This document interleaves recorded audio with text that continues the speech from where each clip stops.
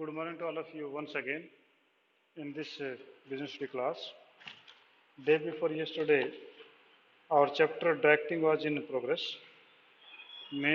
Controlling. Chapter 8, controlling of this part 1 was in progress. And I think tomorrow or after tomorrow, it will completed. And we were on the question number for 1 minute. हम जो question number discuss जो कर रहे थे वो हम कर रहे 44 हम आज शुरू करेंगे। हाँ 44 ही शुरू करेंगे आज हम। ठीक है, पेज नंबर 7 के ऊपर आपका जो है क्वेश्चन नंबर 44 है। इसमें करके एक critical point CPC approach is followed by McDonald's in the cooking and handling process so that any food safety threat can be prevented, eliminated or reduced to an acceptable level। बहुत ही अच्छा तरीके से बंदे ने जो एग्जाम्पल दिया है, बहुत ही बढ़िया तरीके से। ऐसा तो बुक में भी नहीं था, ऐसा मैंने भी जो एक्सप्लेन नहीं कर पाया था, इतना बढ़िया तरीके से नहीं देखा CPC का, यानी क्रिटिकल कंट्रोल पॉइंट है। तो क्रिटिकल कंट्रोल पॉइंट मैंने सिर्फ ये बताया था कि मैनेजर जो है उन पॉइंटों को ध्यान में रखना चाहिए जहाँ पर आपकी सक्सेस छिपी होती है। जैसे कि अगर आपकी कंपनी जो है वो प्रॉफिट पे टिकी है, आपके प्रॉफिट घटाने वाले कौन कौन से फैक्टर्स हैं, you should manager should keep the attention on that point। Just for example, I quoted the example that if the cost of production is increasing due to the wages or due to the any other thing, then manager have to look after the reason why the cost of a product is increasing। तो यहाँ पर CPC ये था, मैंने जो example दिया था। और मैंने कहा कि ऐसे CPC की कोई जरूरत नहीं है जहाँ पर आप कुछ नहीं कर सकते या कोई जरूरत भी नहीं है। जैसे कि if the postage charges increase by 20 rupees पर पोस्टेज, तो वो कोई ज़्यादा मायने नहीं रखता, क्योंकि उसमें पोस्टेज तो कभी 5, 7, 10 दिन में एक बार करवानी होती है, कोई खास नहीं है। और जबकि प्रोडक्शन तो आपका पर प्रोडक्ट अगर कॉस्ट बढ़ जाती है तो बड़ी दिक्कत होती है। तो मैंने ये एग्जांपल दिया, पर इस बंदे ने बहुत ही बढ़िया एग्जांपल दिया है। तो देखो वो क्या कर रहा है कि आपकी यहाँ पर मैकडोनाल्ड जो कोई कंपनी है, मैकडोनाल्ड समझ गए आप, जो पिज़्ज़ा वीज़ा बनाती है, तो मैकडोनाल्ड जो कंपनी है, मैकडी बोलते हैं जिसको, मैकडी बोलते हैं।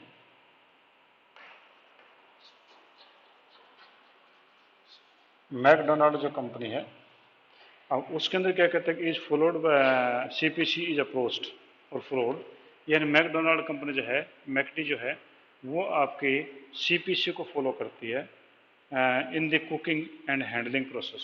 जो कुकिंग का प्रोसेस और हैंडलिंग का प्रोसेस, यानी जहाँ पर मैकडोनाल्ड में पिज़्ज़ा या दूसरे बर्गर या जो भी कोई चीज़ बनती है, उसमें जो है आपका CPC को जो फॉलो करती है, क्रिटिकल पॉइंट कंट्रोल को फॉलो करती है। क्या तरीका है CPC फॉलो करने का वो भी आगे बताएगा। That any food safety threat can be prevented, कि कोई भी फूड सेफ्टी थ्रेट है, ऐसा ना हो कि जो पिज़्ज़ा बनाए तो वो कभी बासी ना बन जाए, या पिज़्ज़ा जो है उसमें कोई ऐसे केमिकल ना आ जाए कि जिससे कि किसी की तबीयत खराब हो जाए, कोई मर जाए। ठीक है, तो कहता है कि ये जो कोई थ्रेट को प्रिवेंट कर सकें कि ऐसी कोई स्थिति ना पहुँचे, या एलिमिनेट, या बिल्कुल संभावना ही ना बचे, और रेड्यूस, या उस संभावना को काफ़ी कम कर दें कि लाखों लोगों में कोई एक आध कोई ऐसी दिक्कत हो, ऐसा कम कर दें। वो कैसे करेंगे? Hence, continuous monitoring activity is undertaken to ensure that process at right each critical point control। और ये जो है शुरू से ही each critical control के पूरा शुरू किया है। The main principle followed for cooking at McDonald is less amount many times। कि पहला उनका जो प्रिंसिपल है CPC का, मैकडोनाल्ड का CPC का जो प्रिंसिपल है, वो कहता है कि आपका पहला पॉइंट उसने बोला less amount many time, less amount many time. मेरे को बहुत ही अच्छी लाइनें पसंद आई, लेस अमाउंट मैनी टाइम्स, कि आपका लेस अमाउंट, अमाउंट का पैसे से नहीं है यहाँ पर। लेस अमाउंट का मतलब है कि आप जो है, अगर आपके पास से 50 पिज़्ज़ा के ऑर्डर एकदम से आए हैं, तो you never prepare 50 pizzas instantly. आप 50 पिज़्ज़ाज को इकट्ठा नहीं बनाएंगे। ठीक है, लेस अमाउंट, अगर 50 पिज़्ज़ाज के ऑर्डर हैं तो 50 बार ही बनाएंगे, क्योंकि हो सकता है कि अगर 50 पिज़्ज़ा में कोई 50 पिज़्ज़ा इकट्ठे बना रहे हैं, जैसे कि हम घरों में शादियों में बनाते हैं, पूरी मिठाई एक बार बनाते हैं, अगर सारे पिज़्ज़ा में कोई ऐसा कोई केमिकल आ गया तो 50 लोग एकदम से बीमार हो जाएंगे।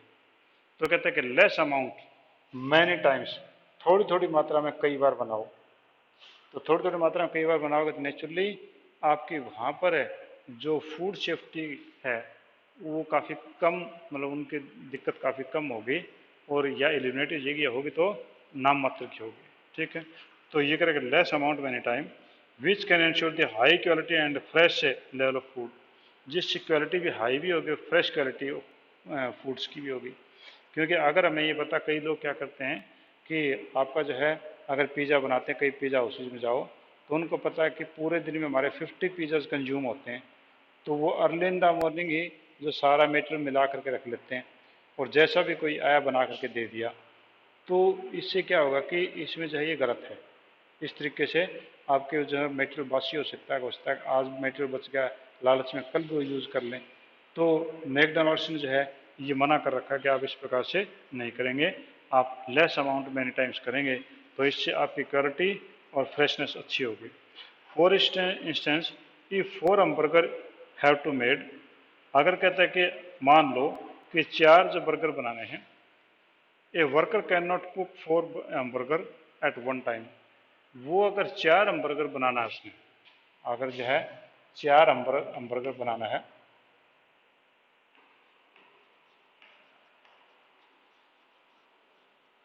तो कहता है कि वर्कर जो है वो चारों इकट्ठे नहीं बनाएगा। ठीक है, तो वो चारों इकट्ठे नहीं बनाएगा न, 4 hamburger at once one time, the time figured out for making 1 hamburger is 145 second.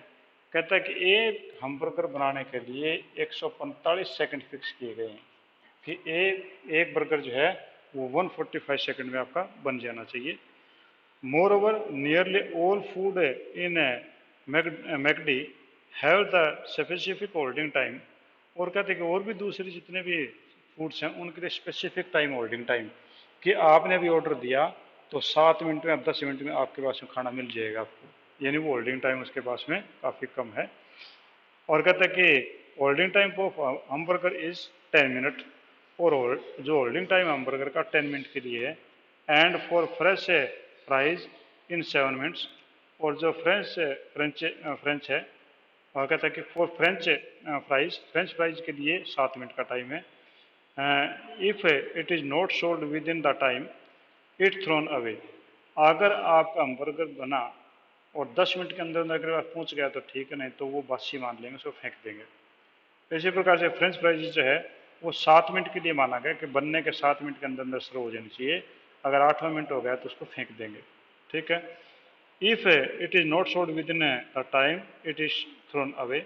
Also the temperature of the milk sent by the supplier must be under 4 degree Celsius, otherwise it will be return. और वो कहते हैं कि दूध भी हम जो लेंगे सप्लायर से वो 4 डिग्री सेल्सियस पे होना चाहिए। If it is more than 4 degree Celsius we will return it, हम उसको लौटा देंगे कि हम आपसे दूध नहीं खरीदेंगे। इसका में क्या हुआ कि उन्होंने एक अपना कंट्रोलिंग सिस्टम पूरा का पूरा अपना रखा है कि if you are preparing any pizza और यू प्रिपेयरिंग hamburger और if you are preparing French fries और you are taking the milk means standard are fixed by the company.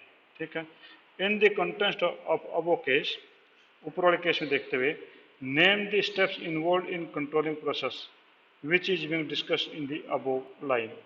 ऊपर वाली लाइनों में आपका कंट्रोलिंग प्रोसेस से के अंदर कौन सी चीज़ को अडोप्ट किया है, यानी नेम द स्टेप इन्वॉल्व, कौन सी स्टेप इन्वॉल्व है इन कंट्रोलिंग प्रोसेस के, विच is being discussed in the above line, ऊपर वाली लाइनों में जो बताया इसमें कौन सी चीज़ें हैं, यानी जो इसने इतनी चीज़ें हमने डिस्कस की। What do you understand by critical control point, critical control point से आप क्या समझते हैं। और तीसरा क्वेश्चन है how does controlling function of management help in accomplishing goal, organisational goal and efficient use of resources. जो दो इम्पोर्टेंस बताई हैं इन दोनों के नाम इसने दे दिए हैं, कहता है कि वो उनको कैसे हेल्प करता है। तो उन तीनों क्वेश्चन के आंसर जो हमने देने हैं, तो चलो जो हम देखते हैं। तो यहाँ पर जो CPC जो है ये आपका कंट्रोलिंग के अंदर एक लास्ट पॉइंट आता है छोटा सा, ये उसका जो है।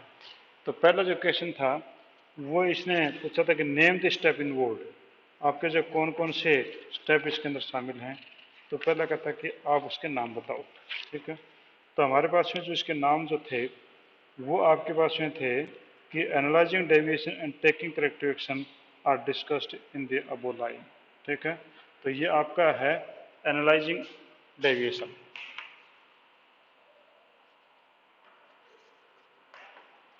Analysing deviation,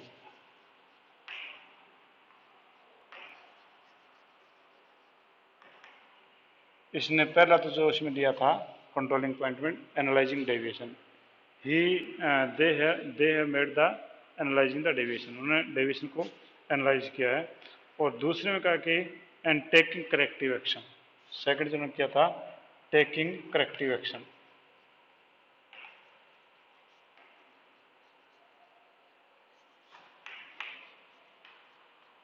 taking corrective action, corrective action है जो उन्होंने लेना था। तो उन्होंने देखा ना कि आपका जो है अगर कोई हमबर्गर बनेगा तो उसके लिए 145 सेकंड्स रखे गए थे, उनके सर्विस में 10 मिनट्स रखे गए थे, और फ्रेंच फ्राइज के लिए उन्होंने 7 मिनट रखा था। तो अगर ये तो उनका जो है एक प्रकार से हम कहें कि डेविएशन एनालाइज करने का तरीका था। अगर उससे फालतू हुआ तो क्या कर देंगे, उठा के उनको फेंक देंगे, यानी उन्हें करेक्टिव एक्शन ये था कि उसको बाहर वो फेंक देंगे। ठीक है, उसके बाद में जो है आपका दूसरा जो क्वेश्चन था उन्होंने क्या बोला था, दूसरा क्वेश्चन में बोला था कि how do you understand by critical control point, critical point control point को आप कैसे समझेंगे। तो क्रिटिकल पॉइंट कंट्रोल का मतलब है सिंस इट में बी नाइदर इकोनॉमिकल नोर, आपका जो है ये तो एक क्वेश्चन का था।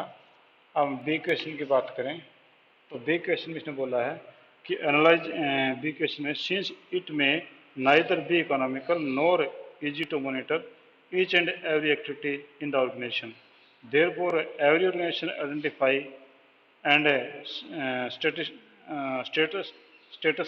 its specific key result area KRA or the critical point control requires tight control are likely to have significant efficient on the working of the business. Any deviation on these points are attended urgently by the management. यानी CPC कहें या की result area कहें, means हम इसका ये कहें CPC means control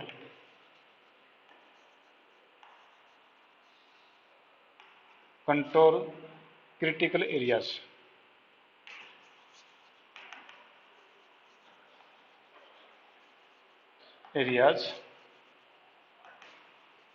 which are necessary for business, जो कि बिजनेस के लिए जो नेसेसरी हैं वो क्रिटिकल पॉइंट कंट्रोल एरिया आपके कहलाते हैं। ठीक है जी, तो ये आपका है CPC, या हम इसको की रिजल्ट एरिया पे हम बोल देते हैं। ठीक है जी, थर्ड क्वेश्चन आपका था ये था कि how does the controlling function of management help in accomplishing organisational goal and ensure efficient use of resources. तो इन दो इंपॉर्टेंस को हमने क्लियर करना है। तो आपका जो सी क्वेश्चन है वो क्या है, सी क्वेश्चन है में आपका पहला पॉइंट था अकम्प्लिशिंग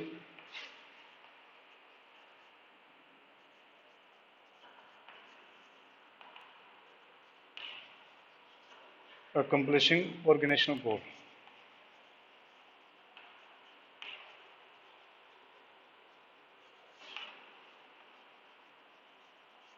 ऑर्गेनाइजेशनल गोल की कंट्रोलिंग जो है वो आपके ऑर्गेनाइजेशनल गोल को अचीव करने में किस प्रकार से मदद करता है। ठीक है, तो पहले हम डेफिनेशन देख लेते हैं। The controlling function helps the in accomplishing organisational goal by constantly monitoring the performance of the employees and bringing to light the deviation and if then taking appropriate corrective action।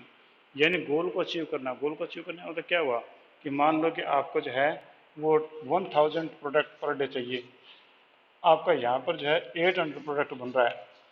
इसका नहीं क्या हुआ कि आपका जो अचीवमेंट ऑफ गोल है that is 1000, but you are achieving only 800, means by analyzing the deviation you take the corrective action and by taking correct action you will achieve your target, that is your goal, by 1000 product. इसका ये हुआ कि आपका जो controlling है वो आपके deviation का एनालाइज करके and it made the it take the corrective action and by this way it accomplishing organisational goal. इस प्रकार से वो अपने गोल को जो वो पूरा कर लेता है।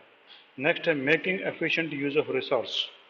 ठीक है, तो दूसरा आपने उसने पूछा था making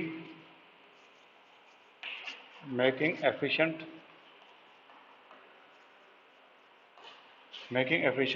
use of resources.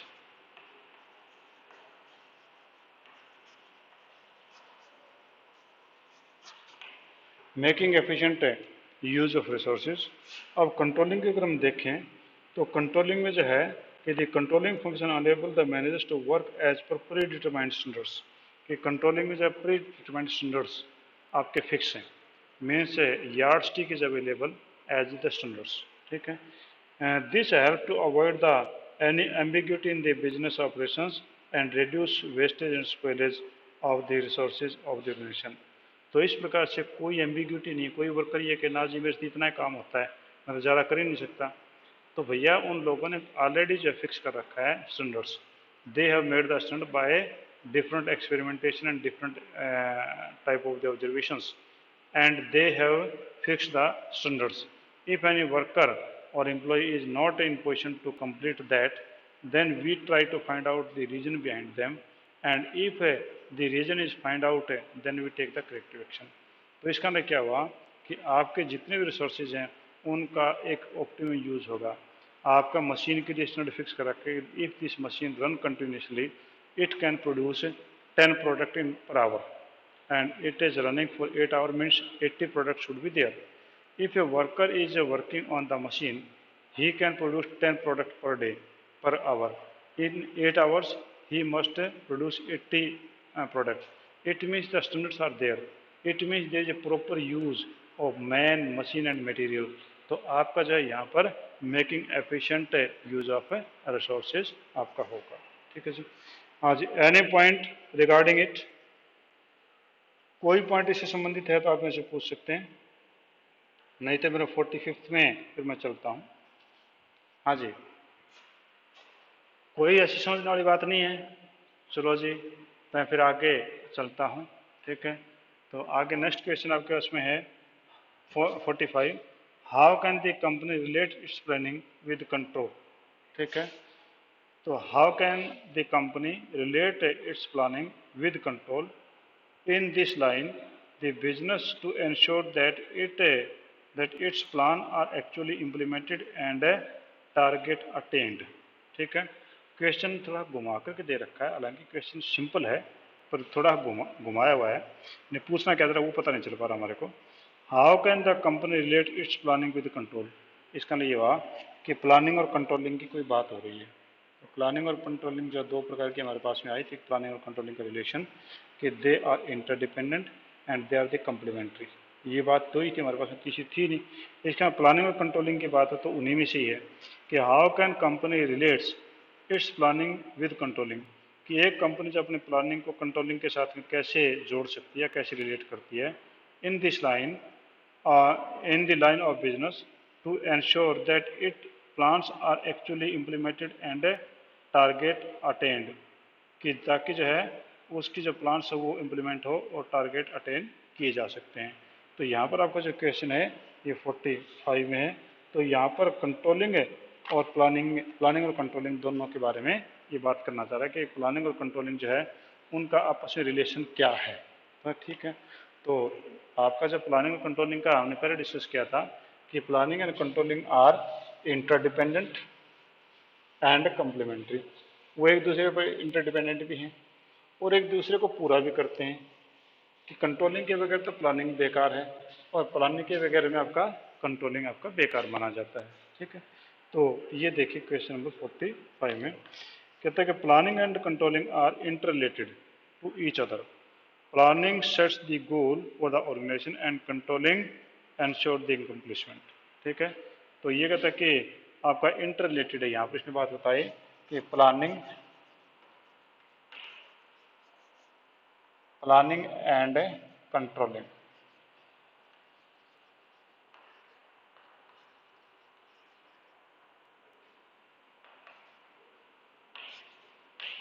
Planning and controlling are interrelated.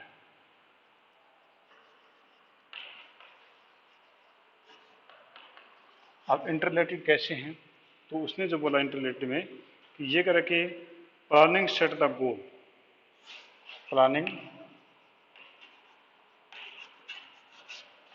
Planning sets the goal.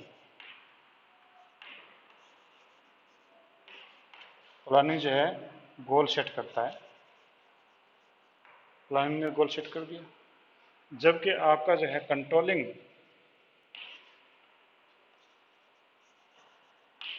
Controlling है अचीव द गोल या अकम्प्लिश द गोल।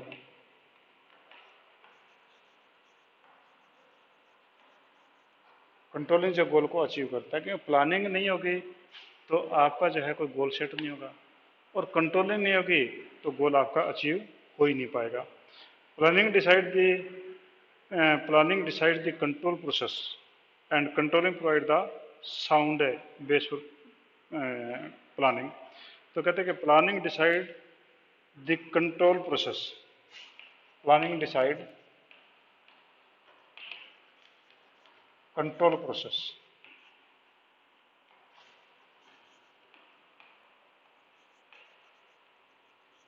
प्लानिंग जो कंट्रोल प्रोसेस को डिसाइड करता है। तो कंट्रोलिंग कब होगी? जब कोई ना कोई प्लान होगी ना। आपके ऐसे कोई यार्ड स्टिक नहीं है तो आप कंपेयर किससे करेंगे? आपको यही पता नहीं कि हमने पर डे कितना प्रोडक्शन करना है।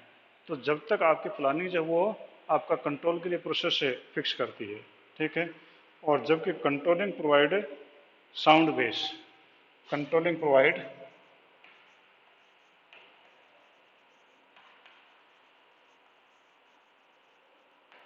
controlling provides sound base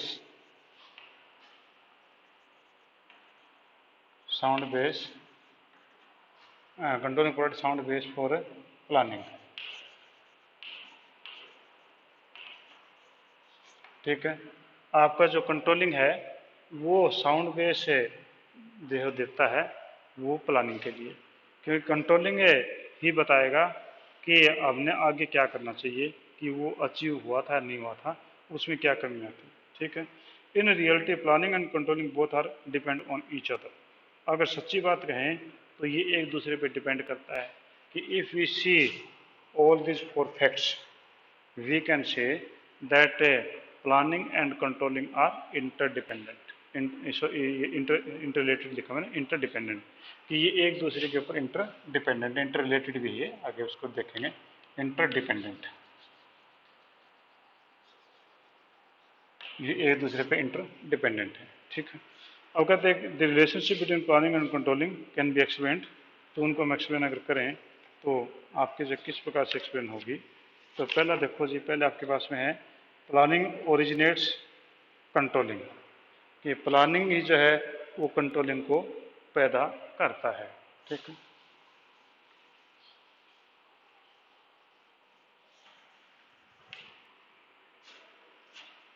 यानी कि हम जब जो डिस्कस करने जा रहे हैं relationship between planning and controlling, planning और कंट्रोलिंग की रिलेशनशिप है, वो तो हमने डिपेंडेंस की थी। अब ये प्लानिंग एंड कंट्रोलिंग,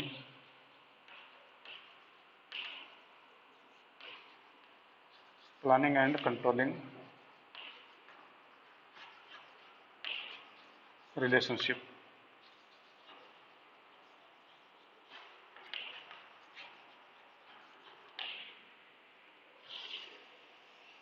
ठीक है। तो कौन सी पहले? प्लानिंग ओरिजिनेट कंट्रोलिंग,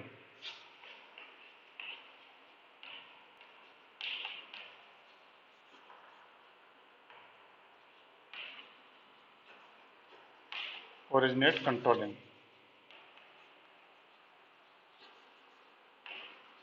प्लानिंग के कारण से कंट्रोलिंग पैदा होती है। If there is no planning then there is no controlling. तो प्लान ही नहीं है तो कंट्रोल क्या करेंगे? आप पढ़ाई के लिए कोई अपने घर पे प्लान ही नहीं करते, you never made the timetable, you never prepared any planning for it, then how you would say that I am controlling my studies, I am controlling my time. तो ऐसा पॉसिबल ही नहीं है कि without आपका जो planning है controlling possible है ही नहीं। controlling sustain planning. Second is controlling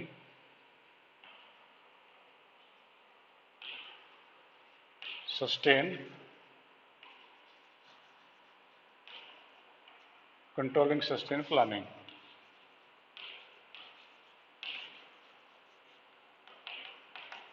आपकी जो कंट्रोलिंग है वो प्लानिंग को बचाए रखती है, सस्टेन रखती है. Controlling directs the course of planning. Controlling support the areas where planning is required. यानी कि प्लानिंग है तभी जीवित है जब कंट्रोलिंग है. अगर कंट्रोलिंग है उसको ये नहीं बताए गए कि कहाँ कहाँ पर और नई प्लान बनाने की जरूरत है तो प्लानिंग हो ही नहीं सकती. यानी पहले में तो प्लानिंग जो है ओरिजिनेट कंट्रोलिंग, प्लानिंग के कार्य से कंट्रोलिंग ओरिजिनेट होती है.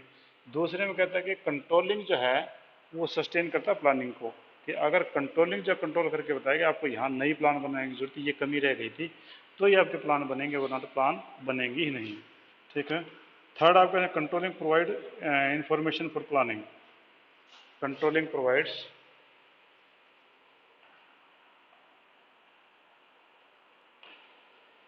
Provides information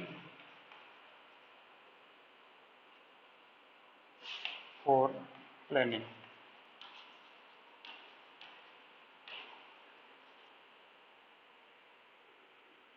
controlling provides information for planning.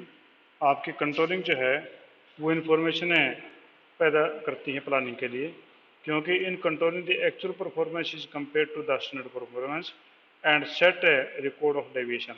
If any information collected for exercising control is used for planning also.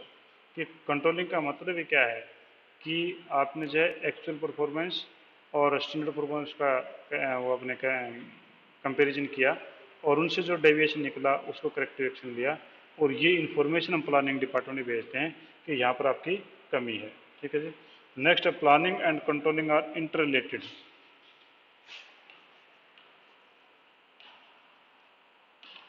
Planning and controlling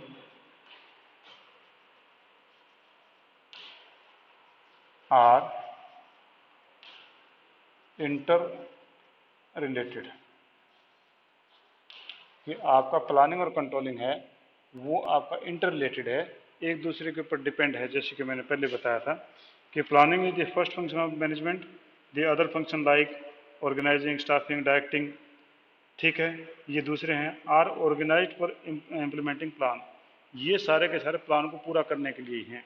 planning आपने बनाई तो ऑर्गेनाइजिंग किस लिए किया है, जो हमने काम के प्लान बना रखी है उसमें इतनी ये पोस्टें चाहिए. स्टाफिंग क्यों, क्योंकि हमने ये आदमियों को लगाना है. डायरेक्टिंग क्यों, क्योंकि वो प्लान हमने कंप्लीट करनी है. ठीक है. तो वो तो उसी का पार्ट माने जाते हैं प्लानिंग का ही. Control record the actual performance and compare with the standard. तो वो जो है इसके साथ कंपेयर करता है और फिर लास्टली जो प्लान के साथ में जो उसका संबंध था वो बताता है कि आपकी प्लान कामयाब रही या नहीं रही. ठीक है. Planning and controlling are forward looking. ठीक है. तो आपका कहता है पांचवा कहता है प्लानिंग एंड कंट्रोलिंग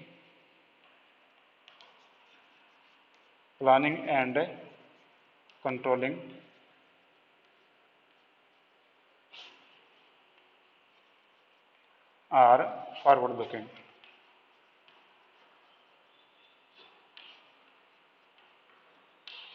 आपका कंट्रोलिंग और प्लानिंग जो है वो फॉरवर्ड लुकिंग है. कभी भी जो है बैकवर्ड लुकिंग नहीं मानते हम लोगों को. हालांकि जब कंपैरिजन करते हैं हम बैकवर्ड लुकिंग भी कह देते हैं. ये फॉरवर्ड लुकिंग है क्योंकि पीछे की जो चीज़ें हैं उनसे कोई लेना देना नहीं है. हम फॉरवर्ड लुकिंग इन बातों का हम करते हैं. ठीक है जी. तो ये आपका क्वेश्चन जो वो खत्म हो गया. हाँ जी, किसी को कोई प्रॉब्लम है तो आप मेरे से पूछ सकते हैं. Anybody have any problem regarding this questions? हाँ जी. कौन कौन सा बेटा क्वेश्चन सुन तो 45 क्वेश्चन को देखो. कहना क्या चाह रही है कि how can company relate it's planning with control. कि एक कंपनी प्लानिंग को जो है कंट्रोल से कैसे रिलेट कर सकती है. तो दो ही चीज़ें थी हमारे पास हैं रिलेशन की. इसकी कंट्रोलिंग और प्लानिंग का रिलेशन क्या कहने वाले ये था. तो प्लानिंग और कंट्रोलिंग का रिलेशन जो है वो इंटरडिपेंडेंट और इंटर रिलेटेड था. और वही चीज़ें हमने देखा कि यहाँ पर जो इंटर रिलेशनशिप मैंने बताई है कि ये आपकी इंटर रिलेशनशिप है. और इंटरडिपेंडेंसी मैंने पहले बताई थी तो हमारे पास दो ही पॉइंट आप बुक में देखोगे तो आपका इंटर रिलेटेड है और इंटरडिपेंडेंस। तो इसने ये क्वेश्चन पूछा था कि how can a company relates its planning with control in this line, यानी ये जो लाइन बोली ना इसने कि how company relates its planning with control, planning control के साथ में कैसे जोड़ती हैं, in this line to ensure its plan are actually implemented and targeted attend.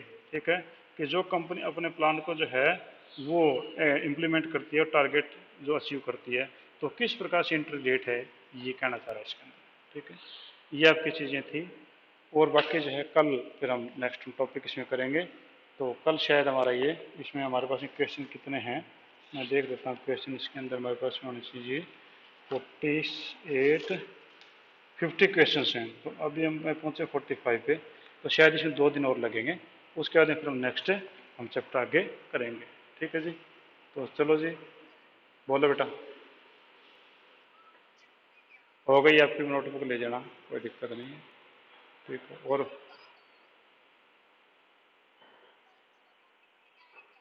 देखो बेटी, कल शायद स्कूल में आऊँ या ना आऊँ, या तो आज आके ले जाओ और या फिर जो है ना आप परसों आना फिर।